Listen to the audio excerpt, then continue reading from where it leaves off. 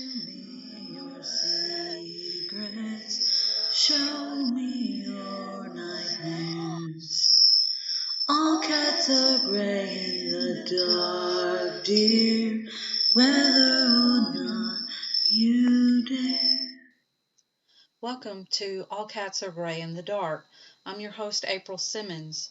This podcast contains true cases of graphic violent crimes and other stories of a dark nature. Please be advised that due to the subject matter and violent, sometimes sexual content and obscene language, this podcast is not for children or the faint of heart. Hello, we're back again. Hello. And that was like 10 times louder than mine just then, but whatever. Come in. Usually, yeah, usually yours is lower, and this time mine is. It's just funny. Yeah. It's never gonna even out. I give up. At least it's working on like first try today. Here's hoping my family doesn't make noise or like dogs bark or whatever today. That's what usually happens. That's the second thing that happens. First thing malfunctions, second thing family rampage. Yeah. Today we're gonna talk. Now I'm getting messages. Fucking husband trying to message me and shit. The Damn we're husband. I know. We're gonna talk about cults. We're gonna do a whole series of these because I started out. We were just gonna do Waco because my guest here, Sabrina. I guess I should have said that up front. My guest, Sabrina, my sister. I'm gonna like secretly hope that at this point, every time I say hello and come in, these are people that have listened to the other episodes and know like immediately who it is. Maybe not my name, maybe they don't remember that, but they're like, ah, that one. It's the come in girl. Yeah, The haunting the haunting, yeah. with the extra syllables. Haunting. Ning, ning, ning, ning, ning, ning, ning. Yeah. It got more syllables like every time we said it. Yeah. Yeah, no. Speaking of which, I have seen more since then, just not quite as vocal. But yeah, Sabrina was really into Waco, and so we were planning all along to do an episode about Waco. And then she randomly said, well, let's just do one about cults in general. And I said, okay. But I started doing the research, and it's just so much information. I've got a list of like 50 right now, and I've got to narrow it down and stuff. But so we just decided to do a whole series. We're not going to do all of the episodes in a row. We're just going to kind of sprinkle them in with the rest of the episode. Sprinkle. Yeah, a little seasoning for the regular episodes. We are white, but we're going to use more than salt and pepper. Anyway, Gonna use slap. that's what I always. When people make that joke, it's like I get slightly offended, but then I'm like, then I watch all these other videos of white people cooking, and they're like, and sprinkle a little bit of salt and pepper on top. I'm like, really, guys, you're just playing into that freaking stereotype, like. I had never actually heard that, but yeah, I know. I literally like it doesn't matter what I'm cooking. More than likely, it's gonna involve salt, pepper, slap your mama, and garlic salt. That's like every scrambled eggs, slap your mama and garlic salt. Yeah. Fried eggs, slap your mama and garlic salt. I use nature seasons, which is like that blend that has like it has like onion powder, garlic powder, pepper, salt, all that kind of stuff. Paprika, like it has like all of it in one thing. I use that all the time, but then I'll add garlic salt to everything pretty much. Yeah, we actually still use the nature seasoning too when we can find it. We still put it on steaks as a rub. Yeah. I think. I love that I don't stuff. know. Justin cooks and I eat it and I'm happy about it. So I don't, like I honestly, I couldn't yeah. actually tell you. I could just be straight up lying. I'm white. We just use salt and pepper. Or Justin's white at least. We're still very white. We both sides of our family have like Cherokee, and I can't remember what else, but Like both sides also everyone have around like here. Irish. Yeah, both sides have like Irish, and our dad's side has Welsh. So we're just really white, I've okay? literally got one of those DNA kits that I still haven't gotten around to doing. Like, I need to. Like, I'm pretty pumped about it. I'm ready to find some half siblings or something out there of ours, right? In In like Vietnam. Vietnam or like Colorado or Denmark or something. There's probably out there.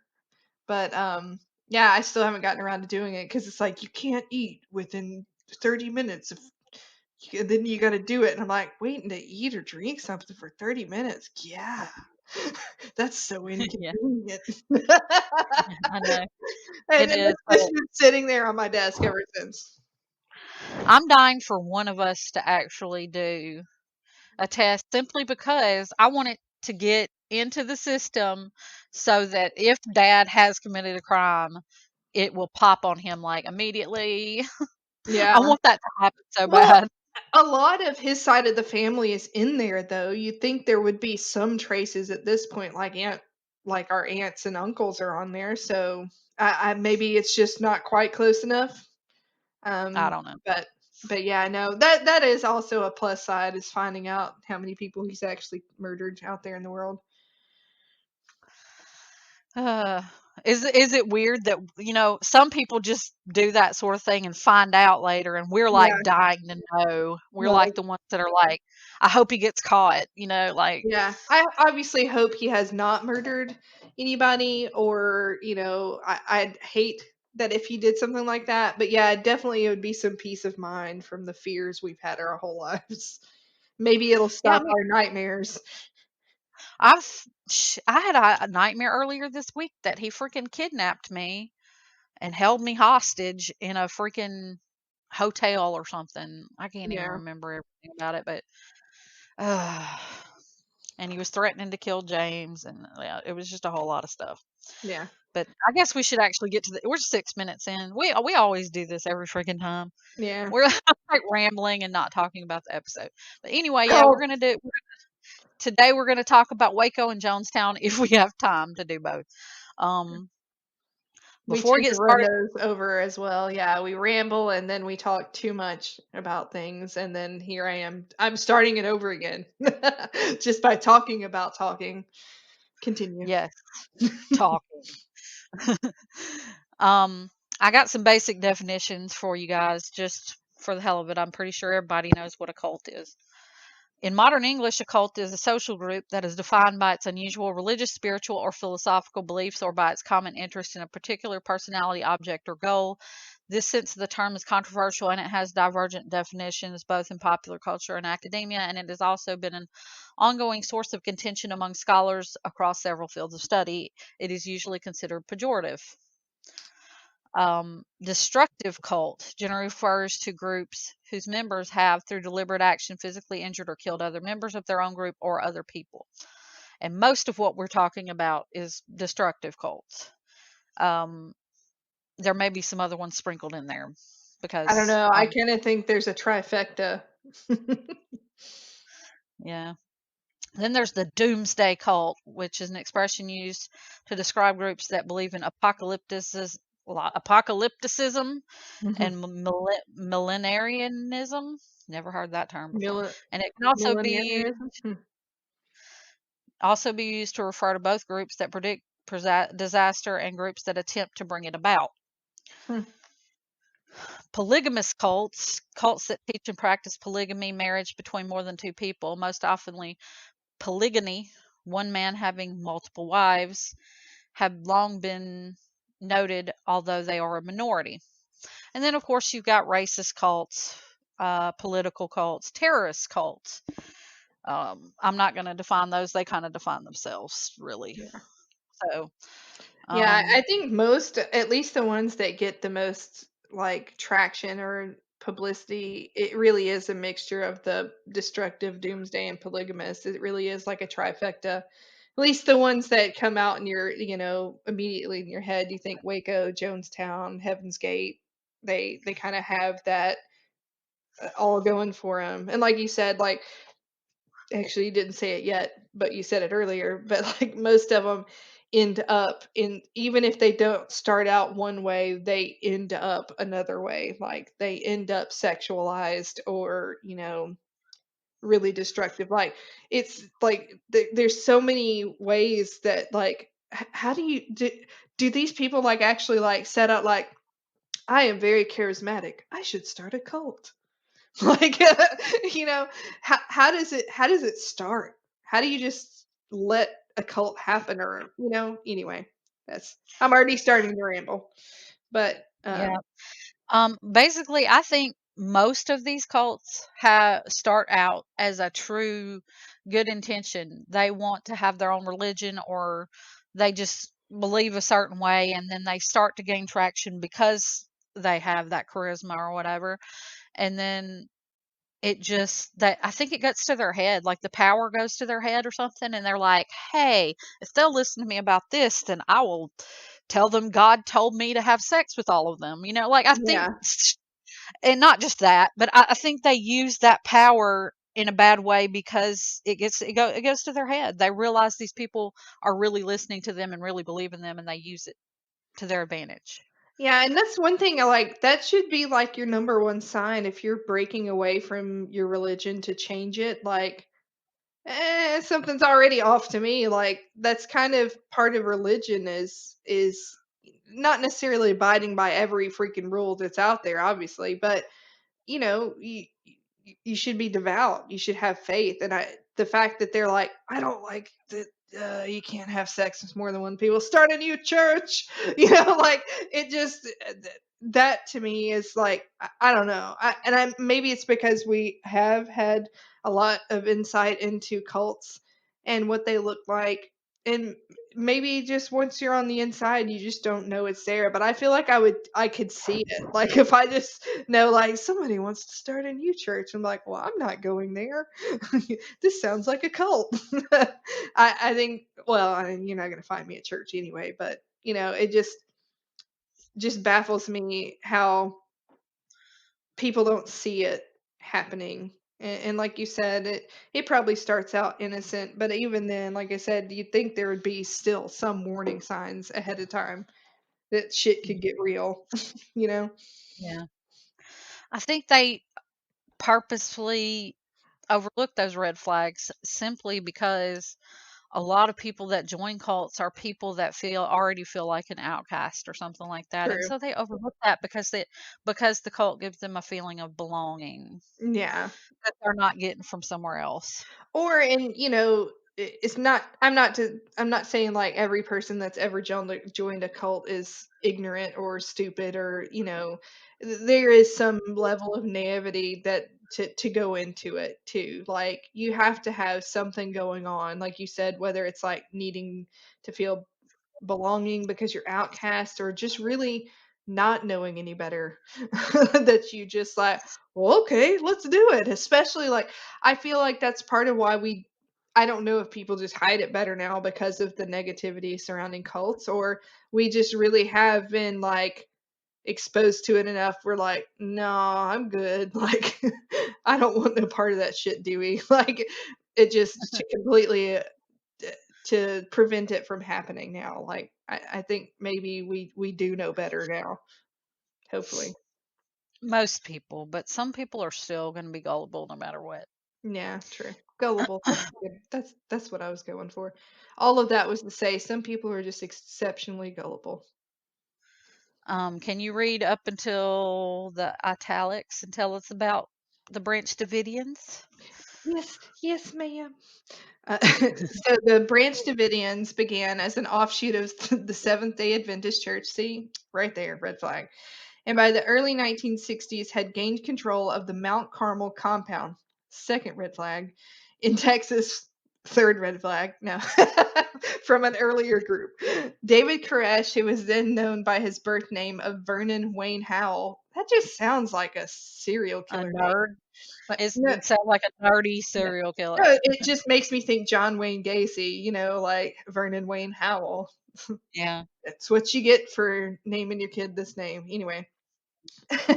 He didn't arrive until 1981, but within a decade, the charismatic young man had become the undisputed leader of the group, taking a number of spiritual wives, some as young as 12 or 13, burn him, and having numerous children with them.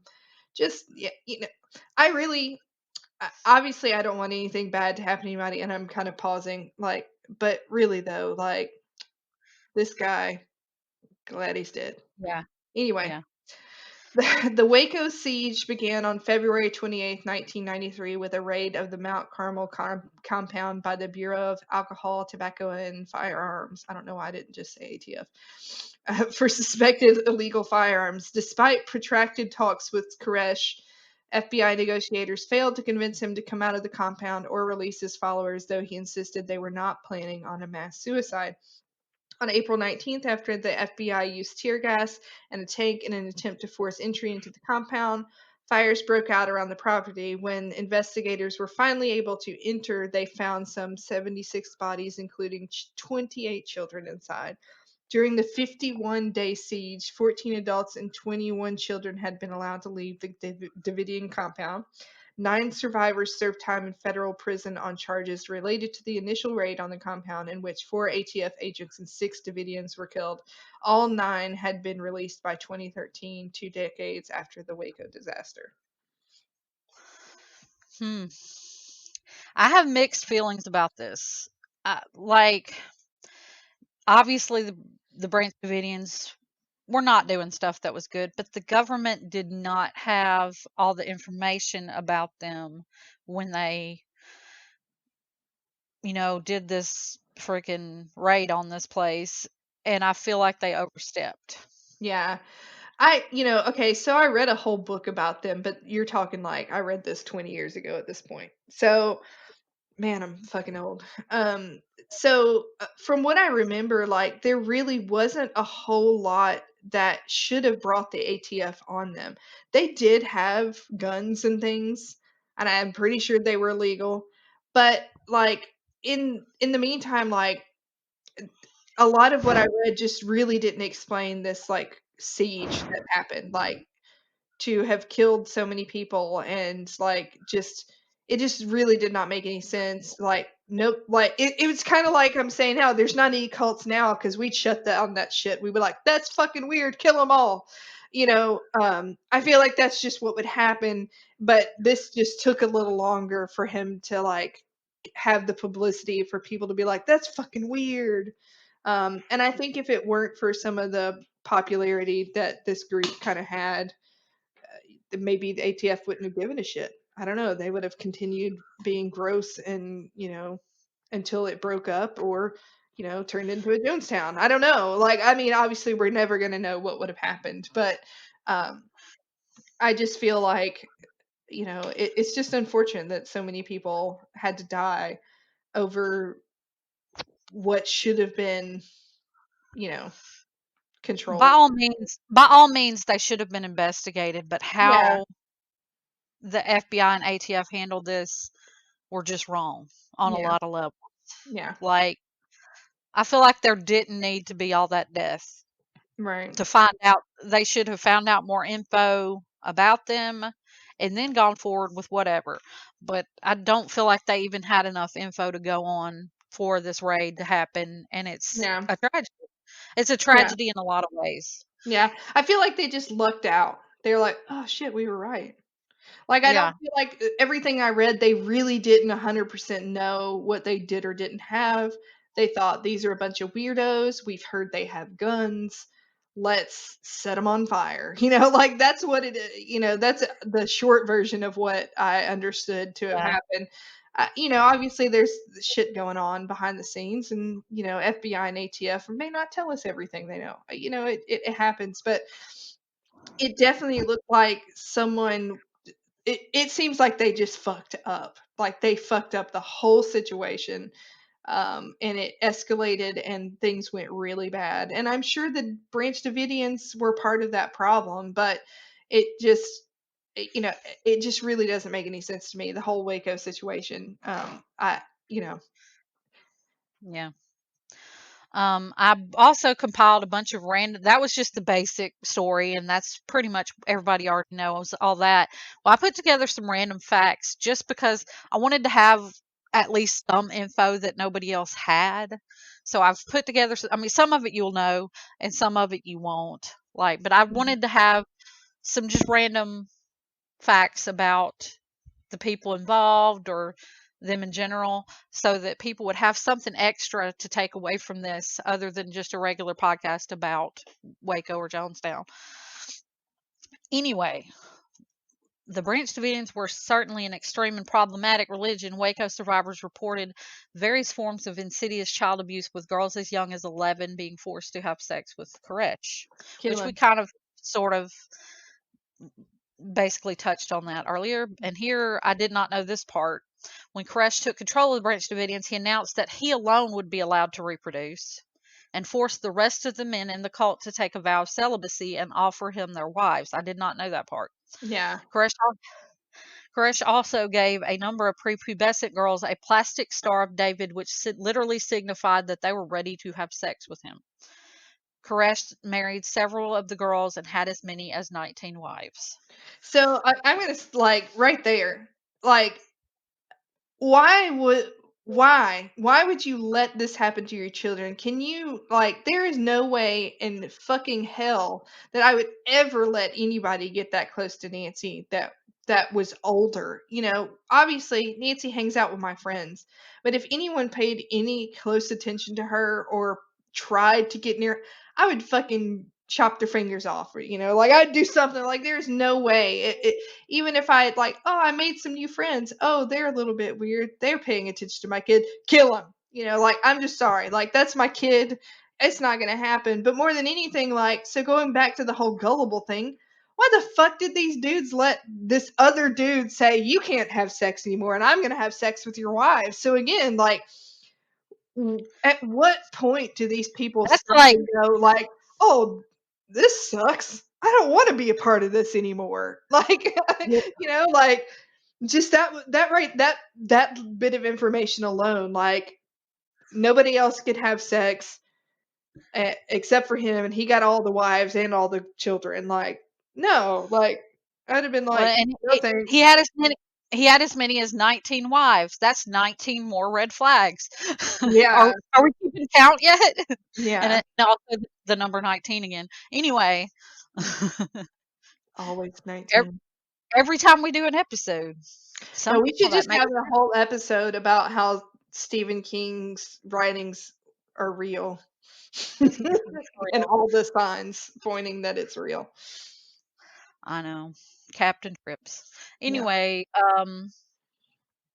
the FBI had two teams working to end the standoff: the negotiators, who tried to establish a relationship with Koresh and the other Davidians, and the hostage rescue team, which just handled the tactical maneuvers, and they were often at odds because, like, you know, the negotiators felt hamstrung by the hostage rescue team that was making aggressive moves, blaring music, crushing the Davidians' cars and a guard shack. And meanwhile, the negotiators are trying to have delicate discussions. Yeah. Like it created a really bad environment for them to be disagreeing on how to handle it. You Yeah. know, um, the hostage teams, meanwhile, felt the negotiators should have pressured the Davidians by denying them food or water or cutting the power. According to Barry Higginbottom, Yeah. a member of the FBI hostage rescue team at Waco. Like, I'm pretty sure I don't, like how can you really deny them food or water just like pointing guns at because their there's doors and not kids. letting them in? Yeah, I like mean, there's kids there. I mean, the kids are innocent, regardless of how much brainwashing has been done to them. They're still innocent. Like, you can't do that. There's a whole lot of unknowns when it comes to Waco, like who shot first and who is responsible for the fire. This is from somebody named Revis. I don't even know where that came from, but it did. I tried to find the info, and I don't know. It was out of context in the middle of an article, and I don't know who the hell Rebus is, but Yeah. we're quoting him anyway.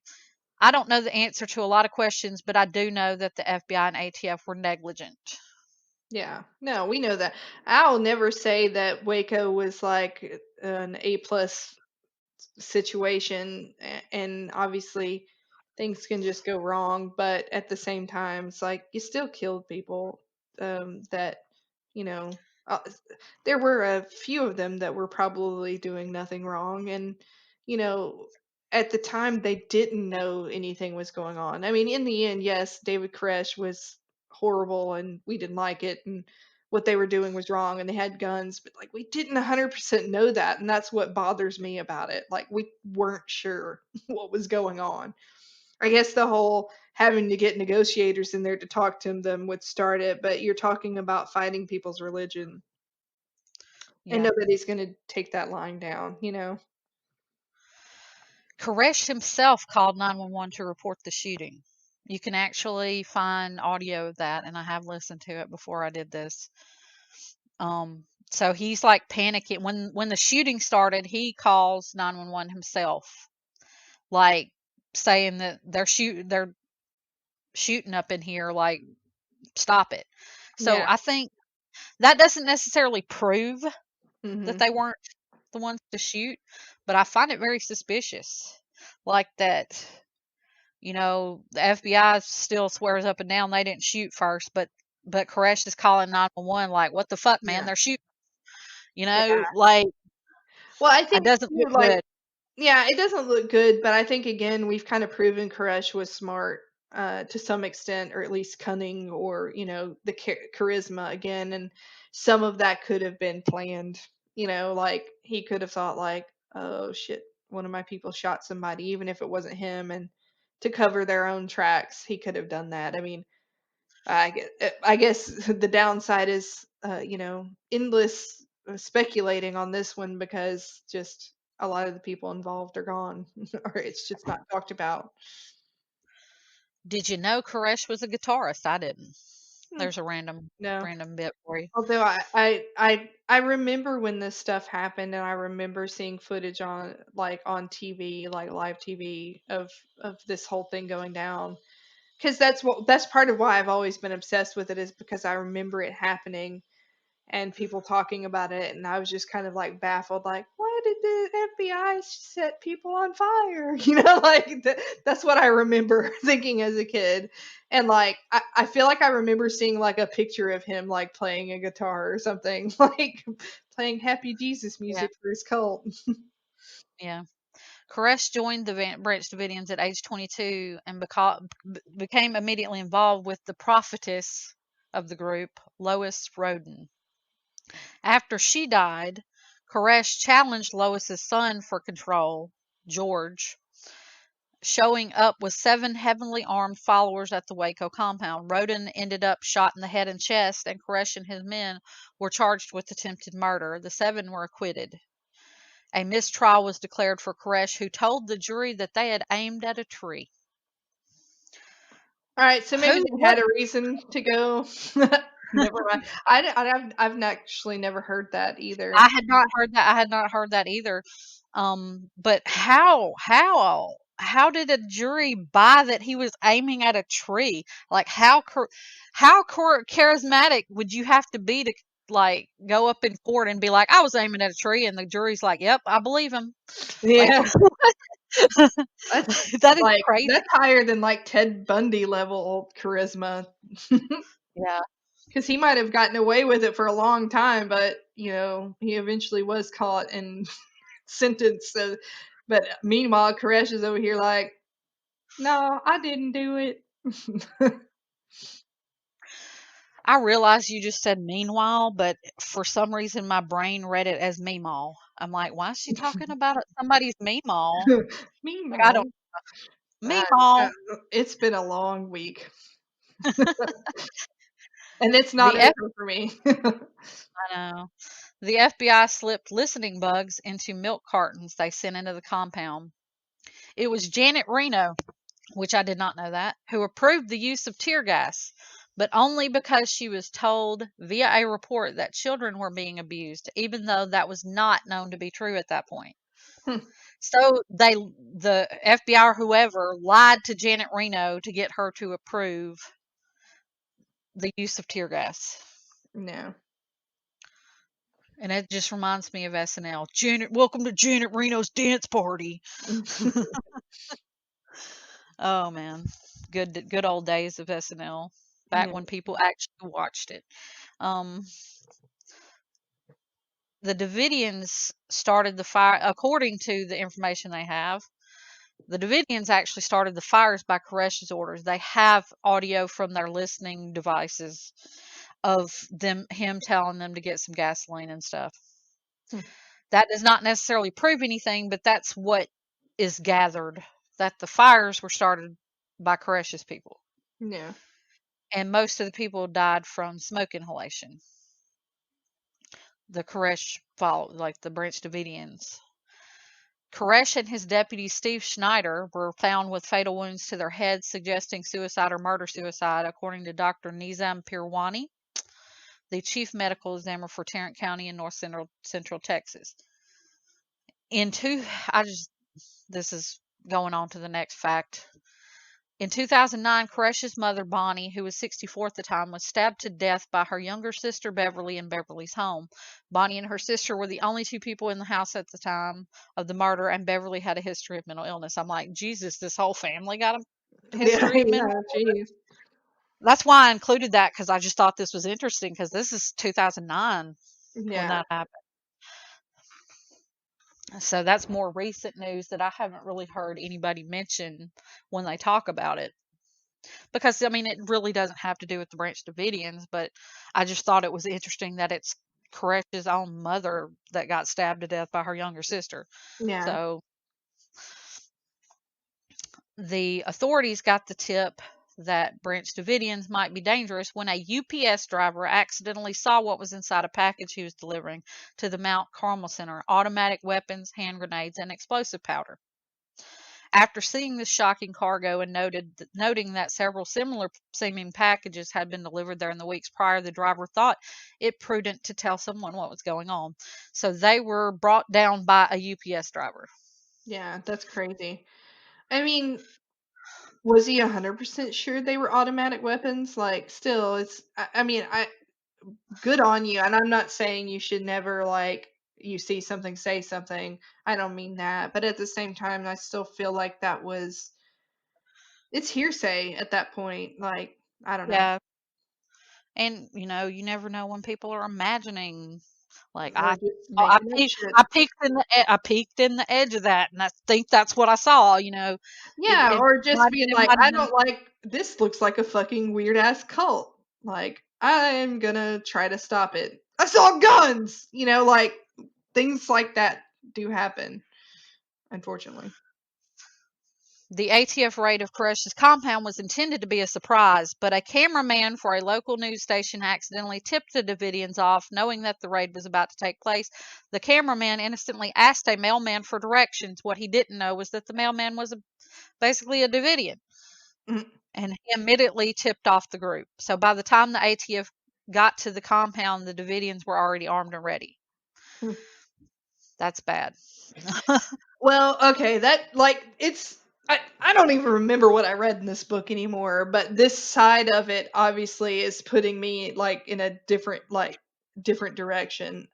Like I said, I still feel like Koresh is wrong, but this is sounding more and more like they could have handled themselves better too. Like, if you were tipped off there was about to be a raid, I would have been like, all right, this is this was fun while it lasted.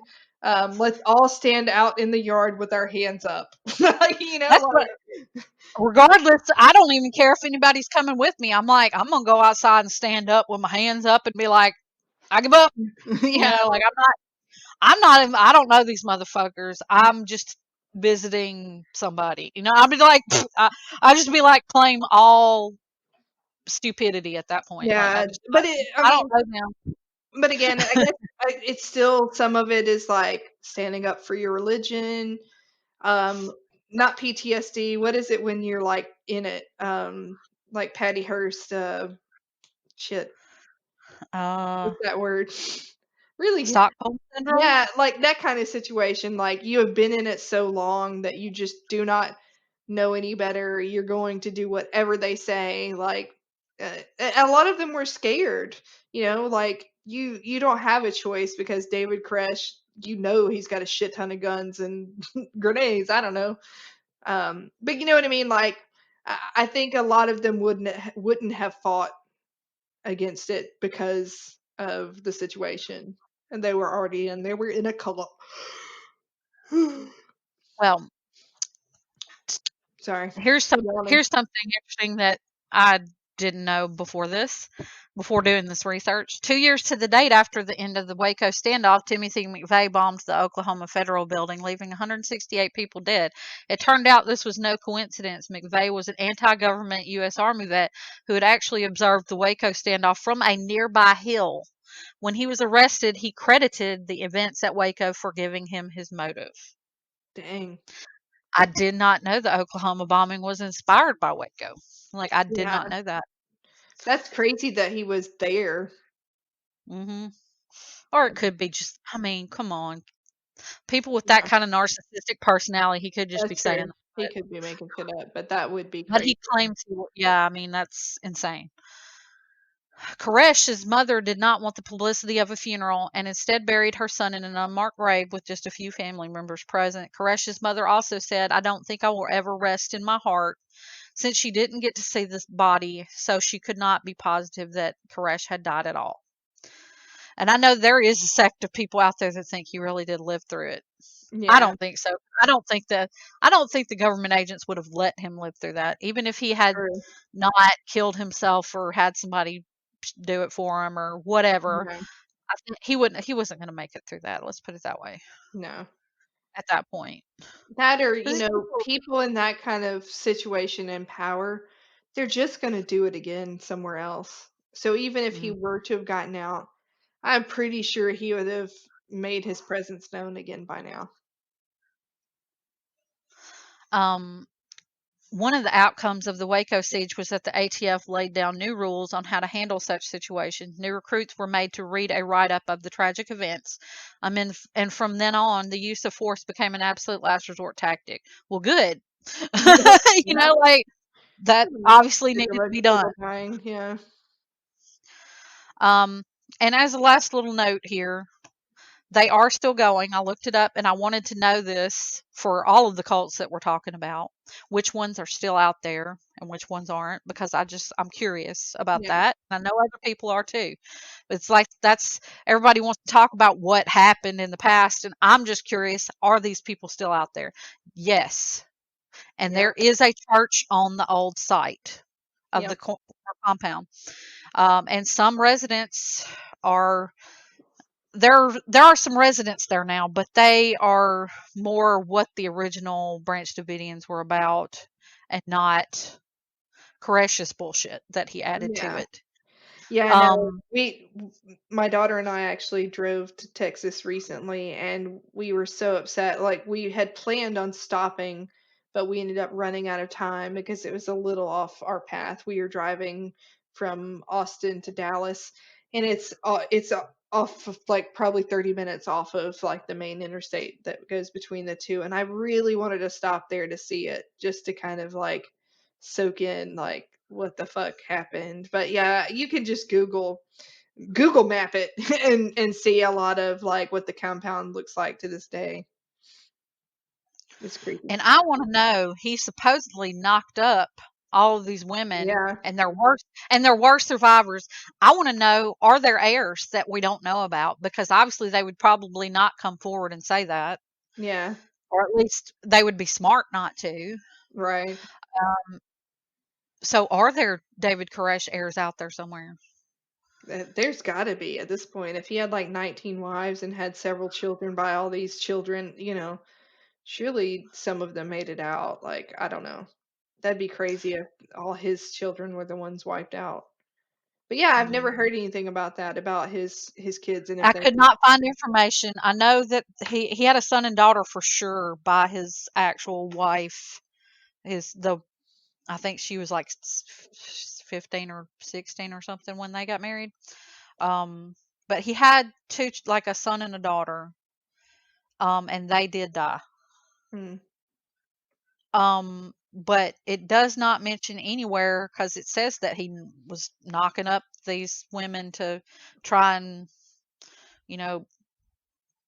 I guess, multiply his own herd or whatever. But it doesn't say anywhere whether any of those women survived or the children, whatever. Yeah. I'm just curious about that aspect. I would love to know that. But that's all I got. Did you want to add anything right quick before we take a quick break? Now, I'd just like to add that I find it interesting if you Google David Koresh, his Wikipedia says David Koresh, American musician. That's crazy. I mean, the rest of That's the that's that's the not header. the first description that I would give of him. Like, that's, Yeah, and I like don't know. I'm older than he was when he died. Now that's crazy. Wow. Oh my God, and he married a Jones. Oh, Jonestown. All the- but now, like it says he was 33 when the raid happened. Sorry, I'm yawning again. We're No, gonna like take a quick. that just blows my Oh, mind that's how old I am and all yeah. that crap was going on. Like, no, no thanks. So nothing else to add about it. Nothing good enough. Yeah. All right. We're gonna take a quick break, and then we'll be back with Jonestown and Mr. Muggs. Hey friends, we want to tell you about Anchor FM. That's what we use. It's free. It's easy to use. You do it right from the phone or the computer. Basically, you can record, edit, create, add some little doodads on there to make it fancy. It has all the tools you need for your very own podcast. And the best part is that they submit it to all the listening apps and stuff for you, so you don't even have to worry about that. And the other part is, it's absolutely free. Yes, free is always my favorite. So go check it out, anchor.fm. Get your own podcast started today. Let's do this. You're in the place where mysteries and the missing meet, where conspiracies lurk around every corner. Welcome to the Deep, Dark Truth.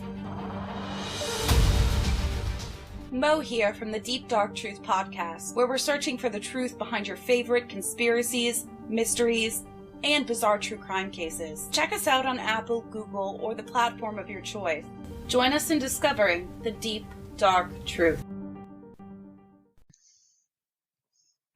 Woohoo. Well, that's a great intro back in. I had to mix it up. Everybody's expecting like hello and come in, Yeah. I had to Yeah. be different. Woo! Now we're going to talk about the People's Temple, or Jonestown, as most people call it. Yeah, we call our house Jonestown. That's It's terrible. kind of messed up, but we are Oh, well. Joneses, and there's a lot of us here, and there's a lot of my husband and his family, and like I have friends that come stay all the time and come visit. It's like people joke, it's like you guys have started like a cult because your house is big and there's people. I don't know, like it just became kind of a joke to call it Jonestown. But I mean, I think probably anybody with the last name Jones has had that joke made about him at some point. Just random thought. My ex, of course, you know who I'm talking about, was obsessed with starting his own cult. Like, he really wanted to start his own like church and everything. Yeah, Church of I don't know. Bob and that kind of Yeah. stuff. Yeah. He just wanted basically a church of misfits, and I'm like, you realize that's a cult, right? Yeah. Because it kind of is. I mean, Yeah, can't. because like you said, even if it started out good, what would come of it? Yeah. And knowing his personality, his narcissistic personality, it would have ended very badly. Yeah. And he was very charismatic, so he might have been able to pull it off too. Yeah. A lot of people still think the world of him, and I guess I don't understand. I guess the magic spell broke off of me because I don't see it. I'm like, I don't get it. Why do you Yeah. think so highly of him? Don't get me No. wrong. I think he's a talented person. He's an intelligent person. Like, I don't like hate his guts or anything, but Yeah. I just don't see. He doesn't. It's like, I guess I don't see why, because there's so many people that value him so highly and hold him on a pedestal, but he doesn't. He's not. It's like he doesn't care about you. Don't you realize that? Like, it's like, do you Yeah. really not understand that? Because he really doesn't. Yeah. I spent, 16 years married to him. I know who he cares about and who he doesn't, and pretty much cares about himself. Yeah. you know. So, hey, and if he's changed, that's great. Good Yeah. on. Anyway, let's not make this whole episode about my ex, because that We would be don't even terrible. need to get started on exes for me. We'd be here all day. Yeah, exactly. You But want to listen, read some yeah. shit about People's Temple for us? Oh, yeah. My family. The People's Temple of the Disciples of Christ. Wow, that's a long one. Commonly shortened to People's Temple. Thank you. Was an American new religious movement founded in 1955 by Jim Jones in Indianapolis, Indiana. Jones used the People's Temple to spread a message that combined elements of Christianity with communist and socialist ideology, with an emphasis on racial equality. Jones moved the group to California in the 1960s and established several locations throughout the state, including its headquarters in San Francisco.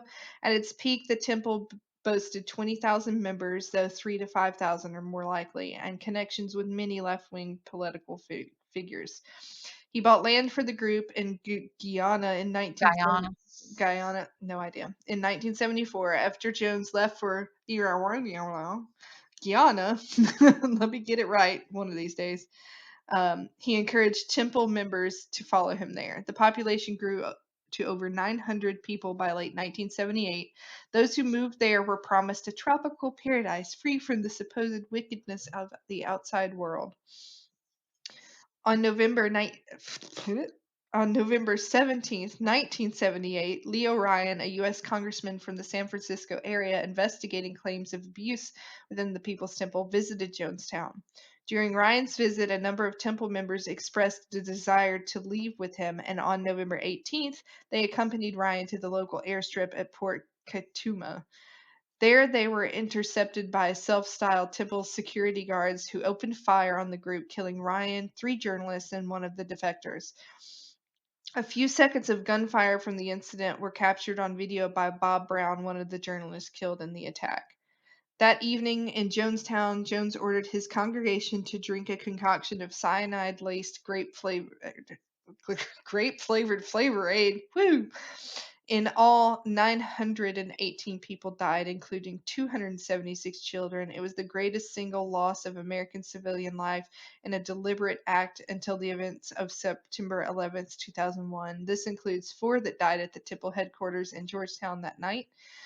The temple's San Francisco headquarters came under siege by national media and relatives of Jonestown victims. The mass suicide became one of the best-known events in U.S. history as measured by the Gallup poll and appeared on the cover of several newspapers and magazines, including Time, for months. They drank the Kool-Aid. That's what I put there. I think most everybody knows that's where drinking the Kool-Aid came from, was through them. Although I like to point out that it was actually Flavor Aid. It wasn't Kool-Aid. But anyway, Yeah.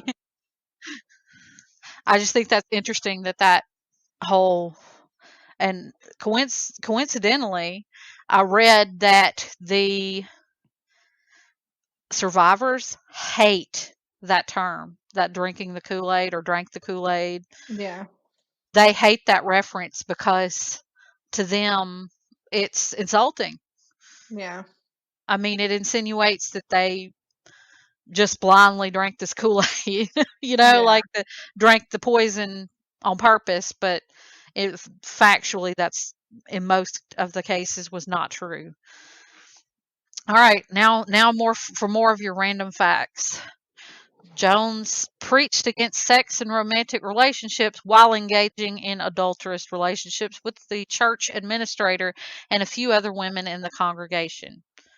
He claimed to be the father of John Victor and the son of Carolyn Layton. He aimed to disrupt familial bonds within the congregation, instead referring to himself as the father of all. So there we go again with the whole, probably had good intentions. He was a really well liked amongst the African Americans because of his equality. He Yeah. preached about equality and stuff, and I would probably be a sucker for that shit too.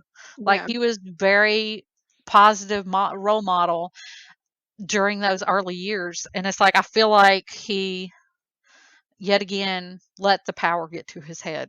Yeah. Like, I feel like he started out really truly believing in what he was preaching, and then he realized all these people will listen and do whatever I say, so I'm going to do this, do whatever I want. This is just a side note, but looking at some of the pictures of him, he kind of looked like an Elvis impersonator. I could see that, like an older Elvis, yeah. Yeah. Well, I mean, this happened in 78. So, I mean, it really was like he looked like later Elvis. Yeah. At the same time as later Elvis. According to reports, the People's Temple was not a tropical paradise or utopia as promised. Instead, it was run more like a war prison than a happy place.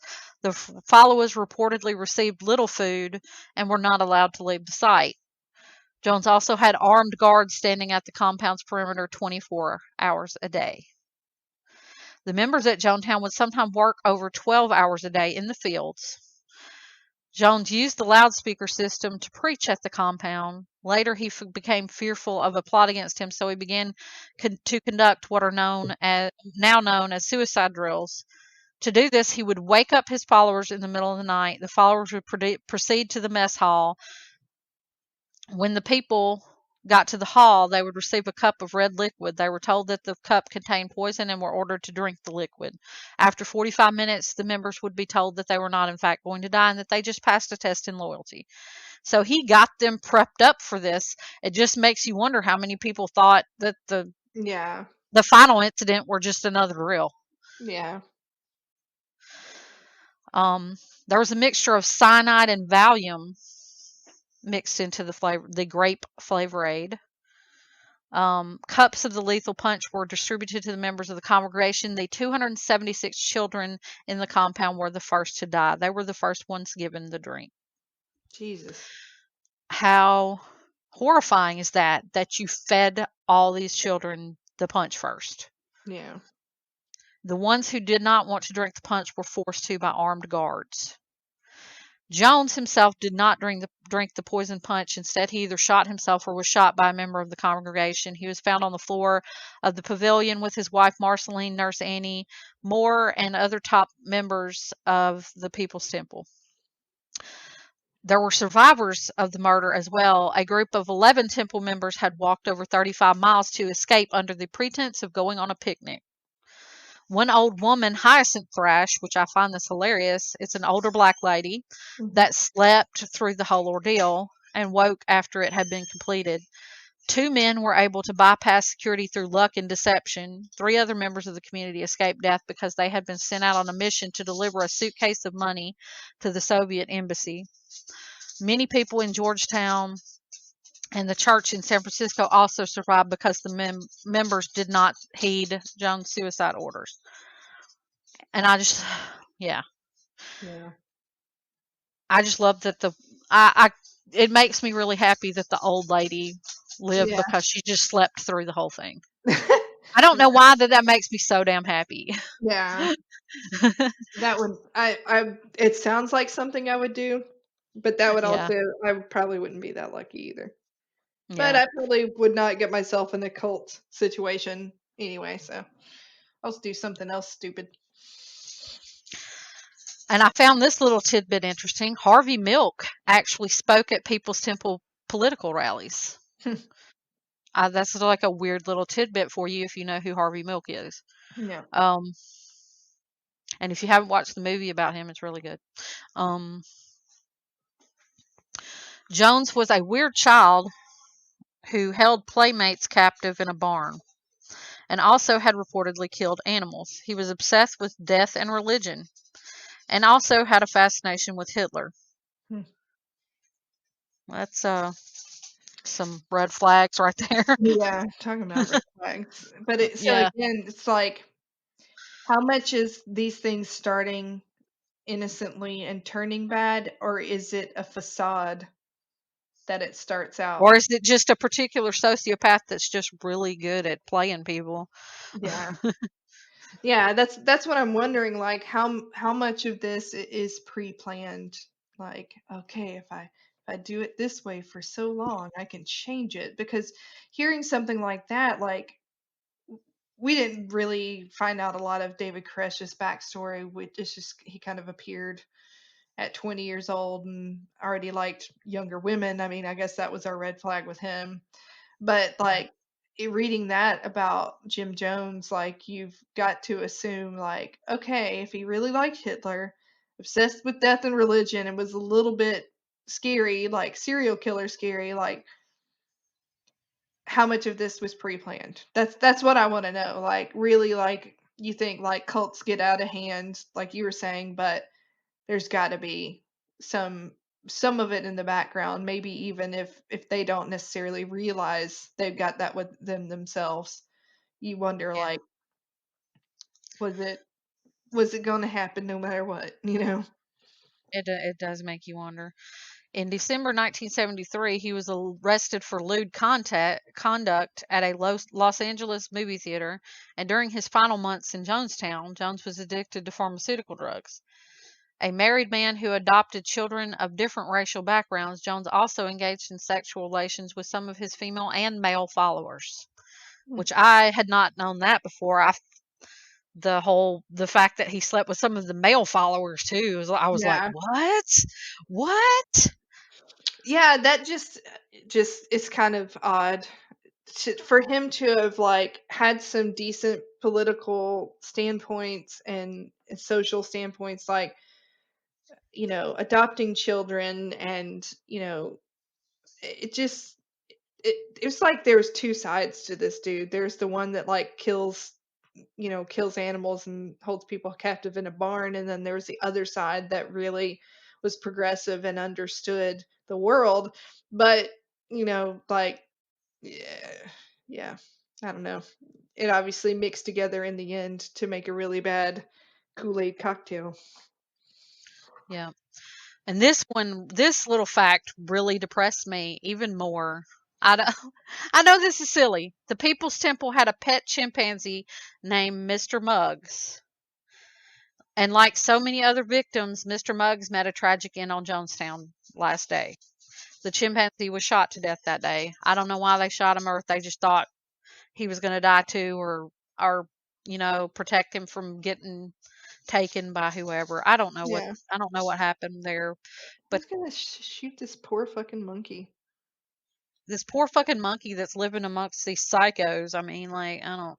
Poor Mr. Muggs. So we're gonna dedicate this whole episode to Mr. Muggs because, damn, that depresses me. I don't know why it does so much. Yeah. I mean, all the loss of human life depresses me too. Don't get me wrong, but just that's like an extra little something that was thrown in Yeah. there that I had never known this, and I found this information when I was doing the research, and I was just like, what? They killed Mr. Muggs? Why? Yeah. And I Oh, know how no, yeah. ridiculous that sounds, but it just really bummed me out. Yeah, like, there was no need for that. There wasn't a need for killing the 276 children either. I know what you're saying, and it always makes you sound heartless when you feel bad for the dog. Like, oh, not the dog. Like in movies where you're like, he can kill, like John Wick kills everyone and everything, but, like, they killed the dog. They deserve it. Yeah. Like, that's kind of how it is. Well, yeah. And the last one also bums me out. The majority of the victims were African American. I did not write down the percentage, but I think it was something around 70 something percent of the victims were African American, probably because of his progressive Yeah. preachings about equality and everything. And then he gets down there and treats them like slaves. Yeah. He takes them to Guyana and makes them work 12 hours a day in a field. Like, Yeah. there's something extra heartbreaking about that. And the Yeah. fact that they died for this crazy asshole that obviously didn't put, action behind what he was saying, Yeah. Yeah, again, I feel like that was kind of the split side of him. You know what I mean? Like, I don't know. Maybe the I think maybe progressive side was fake anyway. it's possible, or maybe he even had multiple personalities. You never know. Yeah.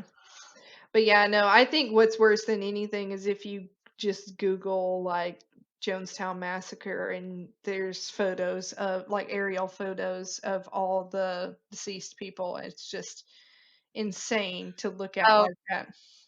I've listened to the entire audio of while everything's going on when he's giving them the Kool-Aid and everything. You can hear all the children crying in the background, and that will shake you to your core if you listen to that. God, I don't know that I can. It's really hard. I've made it all the way through, but it's really difficult because you hear these children crying because they are getting sick, and their parents know that they're dying, and they have to sit by and let this happen. Like, it's Yeah. just horrific.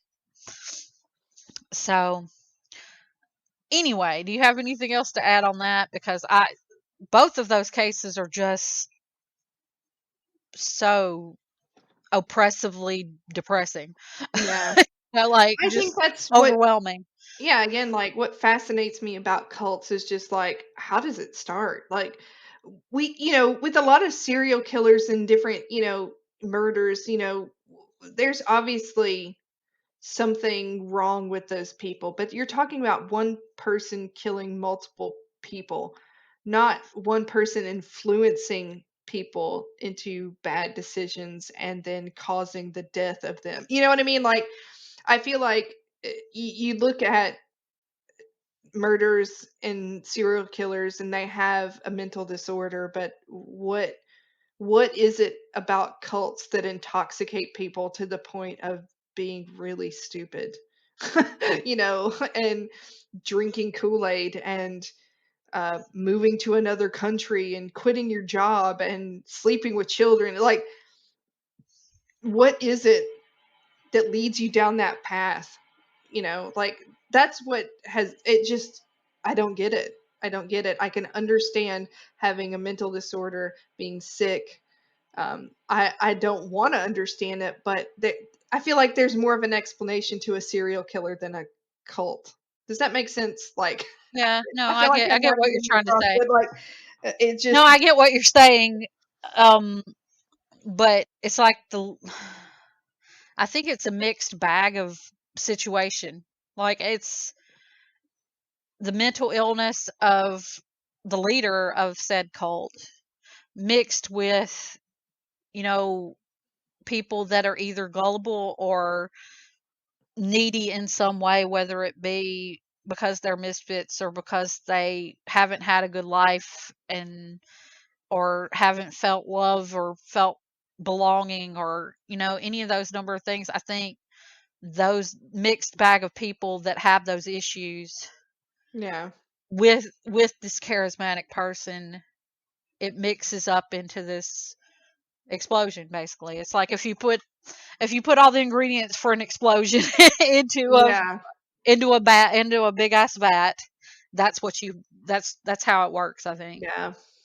No, it's just when you compare it and losing 918 lives in one fell swoop from one of these seriously bad cocktails to make a cult, it just, how, just Yeah. how did it get to that point? I And just, what's bad is at the end they really did want out. They did yeah, know they did know that most of them did by then know that they fucked up and they were trapped because he yeah, had armed guards and shit. Like, he yeah, did not let people leave.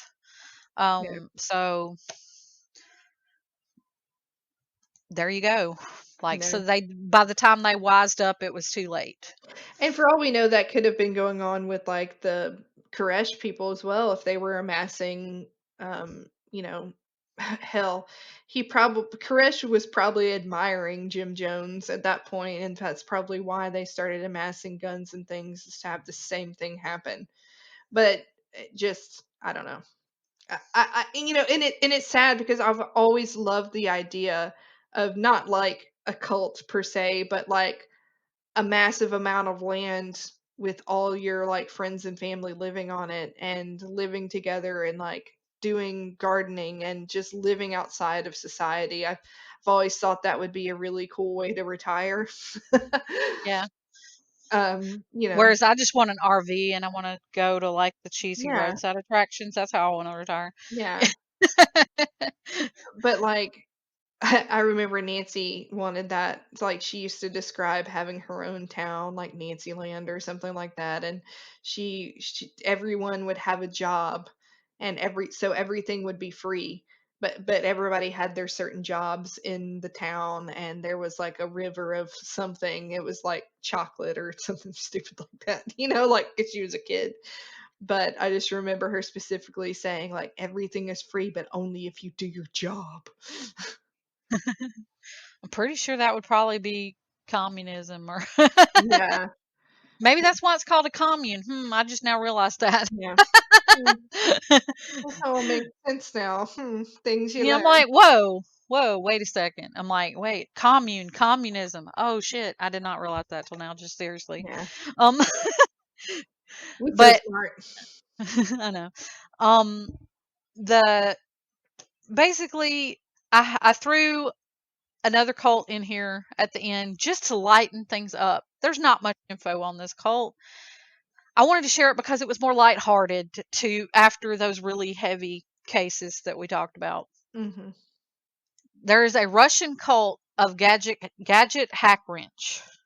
If you've never heard of the cute Gadget Hack Wrench, she is a Disney character from Chip and Dale Rescue Rangers cartoon series. This female mouse was the team's pilot, mechanic, and inventor. Believe it or not, they have created a religion out of this with as the idol. Like, that's pretty sweet, man. I know.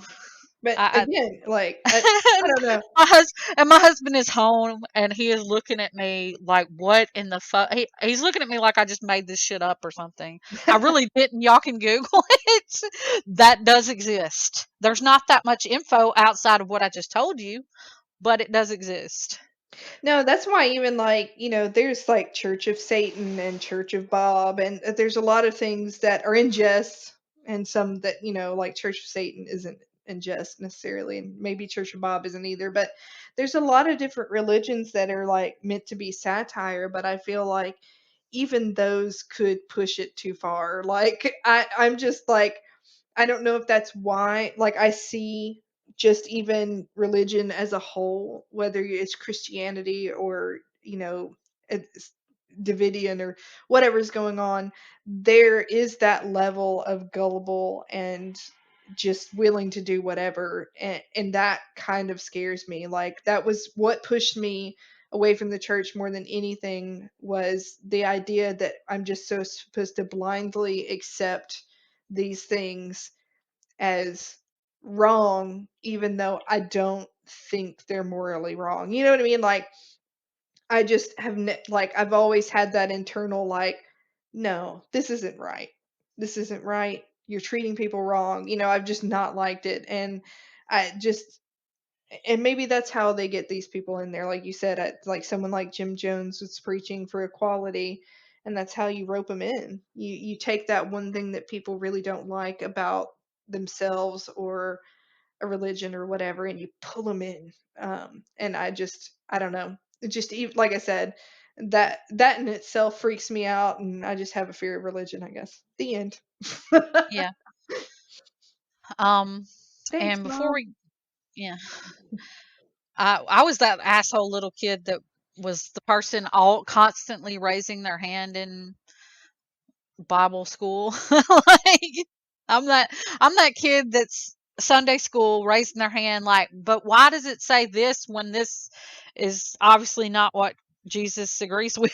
Like I'm Yeah. that kid that was always questioning that crap, and as soon as I raised my hand at a certain point, there were Sunday school teachers that would roll their eyes at me before I even asked the Yeah. question. I was the Um, kid that they were always like, oh, what book of the Bible are we going to study this week? And I'd be like, Revelations. It's my turn to pick Revelations. And they're like, no, how about John? I'm like, no, I want to learn about Revelations, the coolest book of the Bible. yeah, yeah. That's how I was too. I always wanted to hear more about Revelations, but no, they rarely ever talked about it. Like Yeah. they wanted to preach all the other stuff. Yeah. Um, and still too much Old Testament that is Yeah. supposed to not count, but they still preached about it anyway. Yeah. Anyway, I also in school, I just have to point this out just because this was mentioned, and I'm probably rambling again, but the as usual. But in school, I pissed off my history teacher because he was talking about the Civil War, and I raised my hand, and I'm like, but why did they blow up all the weapons? And they're like, well, they were charging in on, I think it was Atlanta, when they were charging in on Atlanta, and they burned all the weapons so that the North couldn't get them. And I'm just like, why did they do that? That's dumb. And he just really didn't have an answer for me, and he got pissed off. Like he's like screaming at me, banging his paddle on the desk while trying to explain this to me. But I pissed him off so bad because he really didn't have an answer for that. Yeah. He's like, so they wouldn't get them, and I'm like, that's not a good enough answer. Fucking hide them or shit, give them to your kids. Yeah. Like whatever. You're obviously losing. Just do whatever you can. Like don't burn the fucking weapons. I still to this day don't understand that part. Maybe somebody's going to write in and tell me why. Go for it. Please give me a real good explanation why they burned their weapons. Because I've never agreed with that decision. But anyway, I have to give some shout outs to my friend's podcast, Evidentiary. It's another true crime podcast. He does a lot for like missing person cases and unsolved cases. He goes after people. Like he goes after people that are suspects, and he works hard on that stuff. Like he really does. So check that guy out. He does some good work. And I have some friends from Alabama that are just started their own podcast called Mental Miasma. I think that's how you say that word. Miasma. I don't know. They're on Spotify and Anchor. Mental Miasma. Miasma. And it's basically them.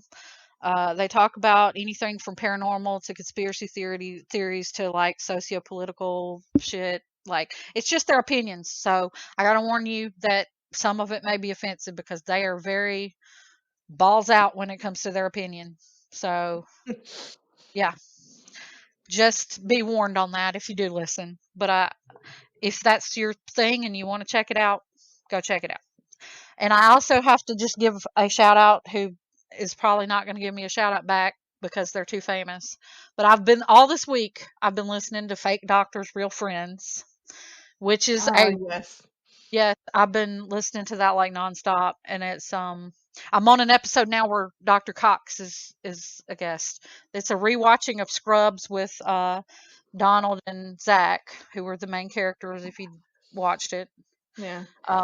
I'm pretty sure Justin modeled his whole life after being like Dr. Cox. Sit and think about it. That is his favorite character. He loves Dr. Cox. I'm not sure that's the best role model. I know. But he loves him. And I can sometimes, like, with how just, I don't know, sometimes I can just see Dr. Cox now. Like, I can see Dr. Cox when Justin talks, and I'm like, it all makes sense now. Yeah, no, I have still never finished Scrubs. Oh my God. I have made it to when Ben dies, and I never get any further. But I have finally restarted. I would not rewatch the episode where Ben dies. I don't. I can't. It like breaks my freaking heart because I love Brenda Fraser anyway. No, Like I I know. can't. Like Justin can just be like, we'll just be talking and talking, and then he'll just be like, "Where do you think you are?" I swear to God, it's like the Goblet of Fire. That's my boy. That's my Yeah. son. It's that all over again for me. You can say, "Where do you think you are?" And then I'm like, "No, Ben. Oh God." But I'm finally past the Ben episode. I mean, I've seen it like quadrillion episodes because you watched it. I watched it with you live on TV. Watched it just whenever I've seen it on, but I've never consecutively watched them. But I've finally made it past the Ben episode. I would not rewatch it. I am starting from then on to Yeah. keep going now. Probably next week while we're on vacation, I'll finish it out again. But yeah, I love Zach Braff in a non-gay way. Yeah.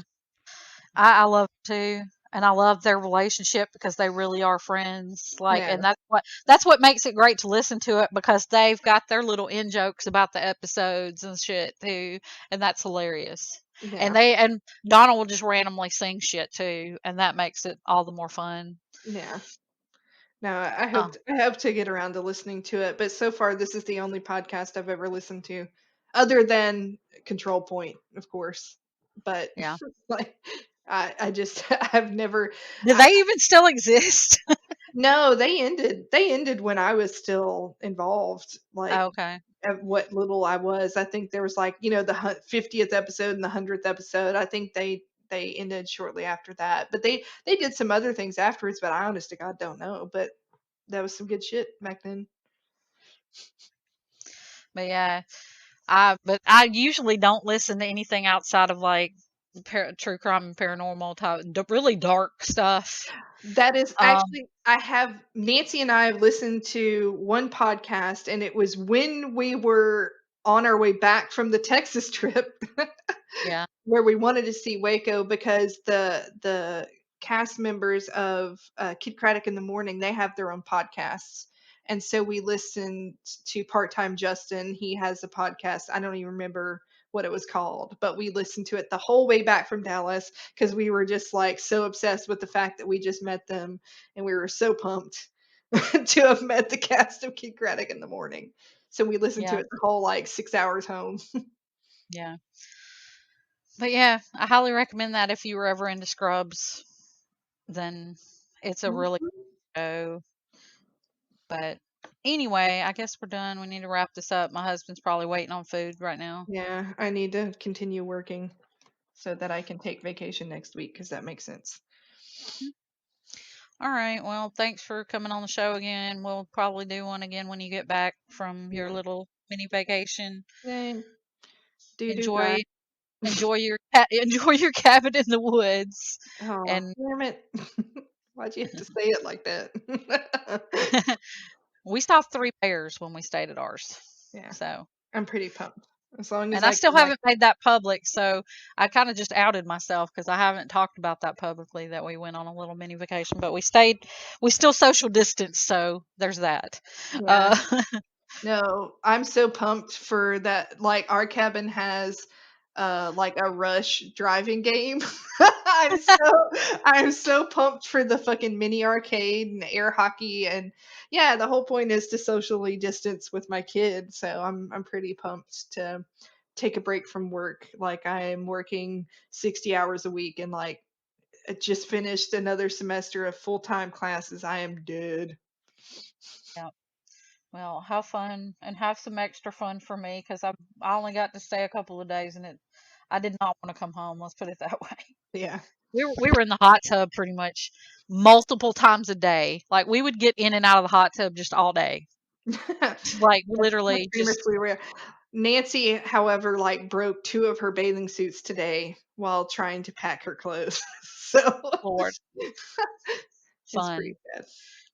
It's a hot tub in the middle of nowhere. Just wear a dang t-shirt or something.